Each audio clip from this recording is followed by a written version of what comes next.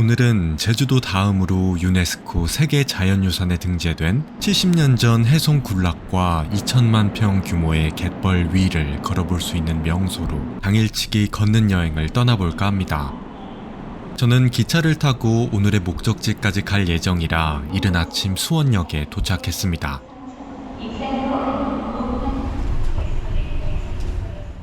(6시 6분에) 출발하는 무궁화호가 도착했네요.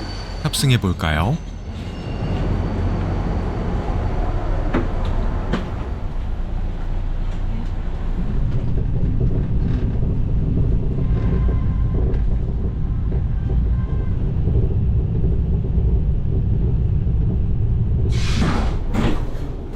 수원역에서 약 2시간 30분을 달려 충남 서천 장항역에 도착했습니다. 장항역은 천안역과 익산역을 연결하는 장항선의 소규모 역사인데요. KTX가 아닌 무궁화호와 새마을호만 운영하지만 우리나라 서부 평야 지역의 광활한 논밭을 천천히 감상하며 올 수 있는 매력적인 노선입니다. 또한 생각보다 이용객이 많은 노선이라 적어도 일주일 전에는 예매를 해야 하니 참고하시기 바랍니다. 장항역에서 나와 왼쪽으로 30초만 걸어가면 장항역 버스 정류장이 나오는데요. 이곳에서 600번 버스를 타면 오늘의 목적지로 한 번에 갈 수 있습니다. 저는 9시 10분에 출발하는 버스를 탔는데요. 제가 탑승한 1551호 무궁화호를 타면 8시 54분에 장항역에 도착하기 때문에 바로 버스를 탈 수 있어 좋습니다.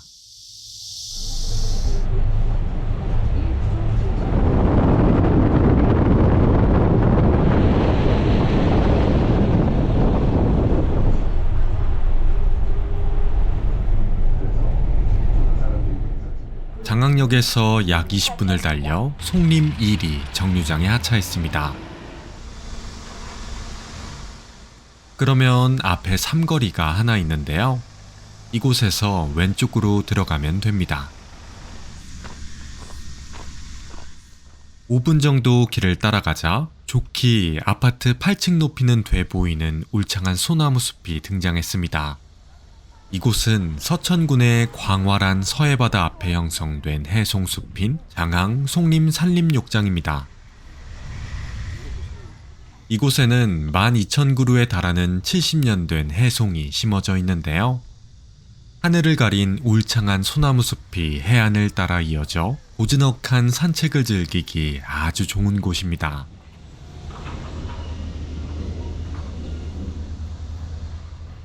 그럼 소나무가 뿜어내는 향긋한 솔향기를 맡으며 주변을 걸어볼까요?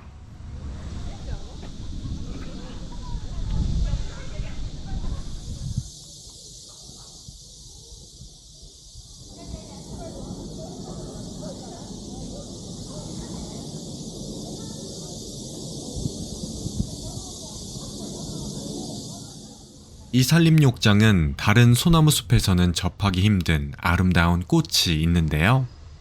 그 꽃은 몽글몽글하고 가느다란 보랏빛 꽃잎이 매력적인 맹문동입니다. 맹문동은 나무 그늘이 져서 잔디가 못 자라는 곳에 잔디 대신 심는 식물이라 아주 잘 자라는데요. 맹문동의 뿌리는 기침과 가래를 멎게 하는 한약재로도 사용된다고 하네요. 이 울창한 소나무 숲과 신비로운 맹문동 군락 덕분에 지난해만 무려 91만 명이 찾았다고 하는데요. 올해는 8월 23일부터 27일까지 총 5일 동안 제2회 맹문동 꽃축제가 진행됐다고 합니다. 저는 8월 15일에 방문해서 축제를 제대로 즐기진 못했지만 맹문동이 90% 정도 개화한 상태라 아름다움을 느끼기에는 충분했습니다.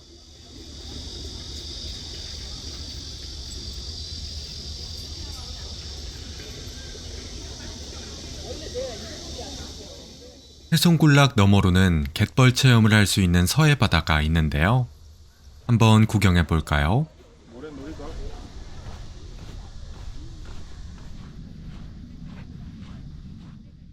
숲을 빠져나오자 끝을 알 수 없는 광활한 서해바다의 갯벌이 눈에 들어왔습니다. 이곳은 2021년 유네스코 세계 자연유산에 등재된 서천 갯벌입니다. 그냥 지나칠 수가 없어서 갯벌 안쪽으로 들어가 봤는데요. 생각보다 갯벌 생물들이 많이 보였지만 가까이 다가가면 안으로 숨어버려서 카메라에 담기 어려웠네요.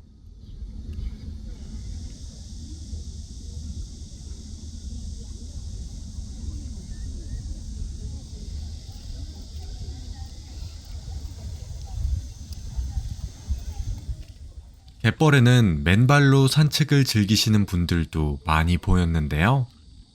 이곳의 모래는 철분 등의 성분이 풍부해 피로회복과 신경통, 관절염에 효과가 있다고 합니다. 실제로 고려시대에 정이품 평장사를 지낸 두영철이 이곳에서 유배 생활을 하다가 모래찜질로 건강을 회복했다는 기록이 있다고 하네요. 갯벌 한가운데에는 거대한 전망대 하나가 놓여 있는데요. 아까 둘러본 해송의 높이만큼이나 높이가 높아서 위로 올라가면 이곳 서해바다와 해송군락을 한눈에 내려다볼 수 있습니다. 한번 가볼까요?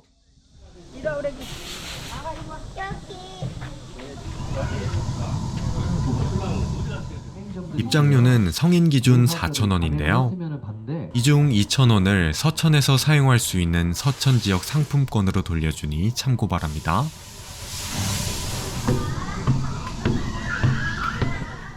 계단을 따라 위쪽으로 올라가자 아래서만 올려다봤던 해송의 윗부분이 눈에 들어왔습니다.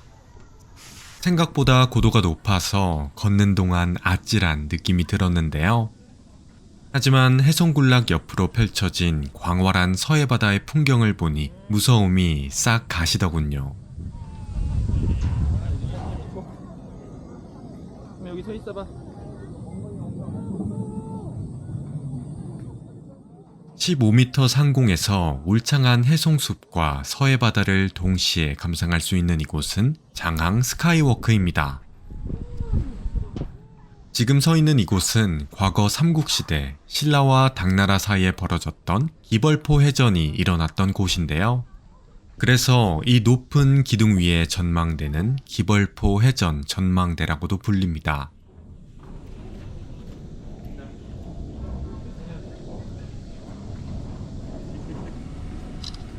카메라 한번 봐주세요. 그럼 서해바다 쪽으로 더 가까이 가볼까요?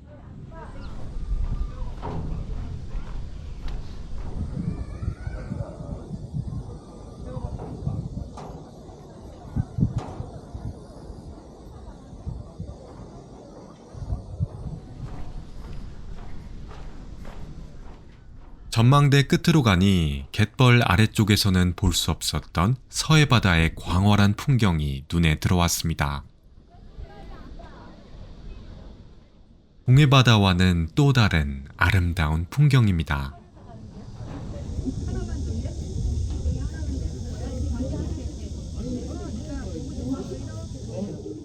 앞에는 망원경도 있네요.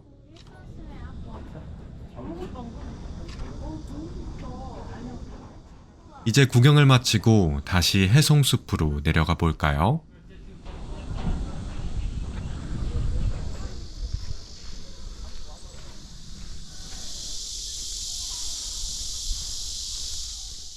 다음 목적지로 가기 위해서는 오전에 탑승했던 600번 버스를 타야 하는데요.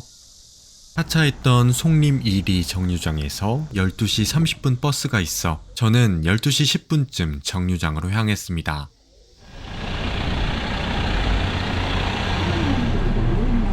감사합니다.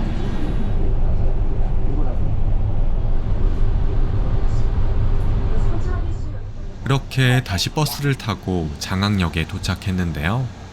정류장 뒤에 있는 굴다리로 가면 다음 목적지가 나옵니다. 한번 가볼까요?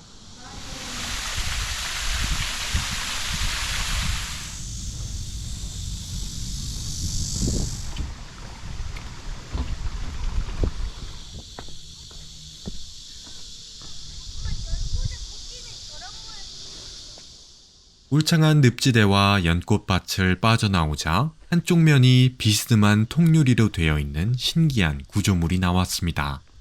이곳은 세계 5대 기후를 재현한 5가지 전시실에서 1600여 종의 동식물을 구경할 수 있는 국립생태원입니다. 입장료는 성인 기준 5,000원이니 참고 바랍니다. 그럼 한번 안쪽을 구경해 볼까요?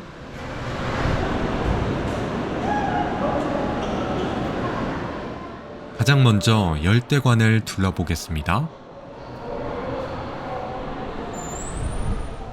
안쪽으로 들어가니 평소에는 접하기 힘든 신기한 열대 물고기들이 저를 반겨주고 있었습니다.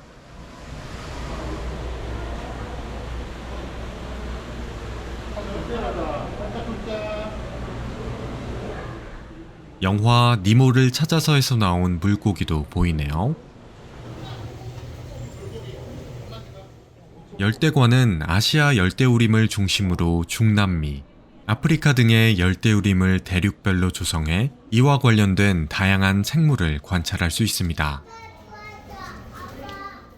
생물 종수는 어류 140여 종, 식물 700여 종, 양서류 및 파충류 9종, 그리고 무척추 동물 25종이 있다고 합니다. 열대관이라 확실히 날씨는 더웠지만 다양한 동식물을 구경할 수 있어서 좋았습니다.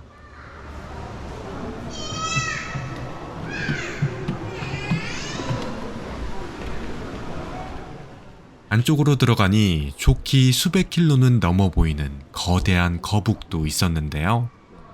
이 거북은 마다가스카르 인근에 위치한 섬인 알다브라 제도와 그 인근에 서식하는 알다브라 육지거북입니다. 전 세계 육지거북 중에서 2번째로 거대한 종이라고 하네요.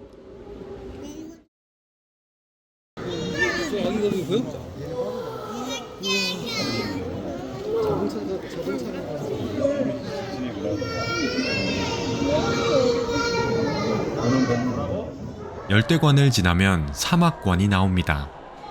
이곳도 열대관과 마찬가지로 더웠지만 습도는 낮아서 구경하기 좋았습니다.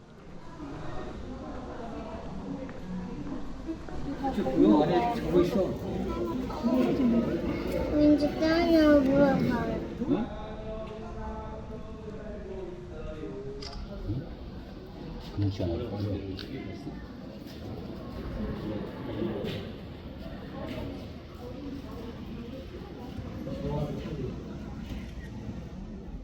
다음으로는 지중해관이 있는데요. 방금까지 둘러봤던 두 전시실보다 기온은 낮고 건조해서 둘러보기 좋았습니다.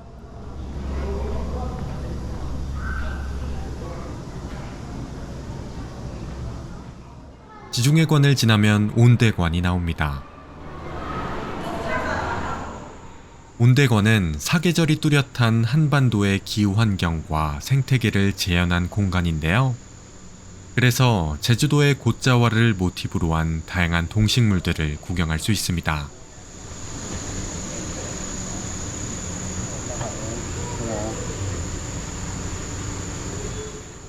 온대관을 빠져나오면 마지막 전시실인 극지관이 나옵니다. 추운 극지관이다 보니 시원해서 구경하기 좋더군요.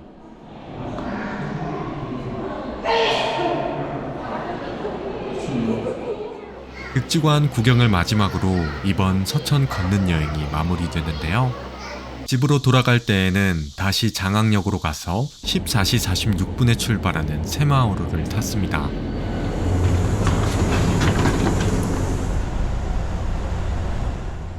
(12,000그루의) 울창한 해송으로 가득한 소나무 숲과 보랏빛 싱그러움이 가득한 맹문동 군락을 볼 수 있었던 장항 송림 산림욕장, 15m 상공 위에서 광활한 서해바다를 내려다볼 수 있었던 장항 스카이워크, 그리고 1600여 종의 다양한 동식물들을 구경할 수 있었던 국립생태원까지. 이번 주말 사랑하는 가족들과 함께 충남 서천으로 걷는 여행을 떠나보시는 것 어떠신가요? 지금까지 걷는 여행이었습니다. 시청해주셔서 감사합니다.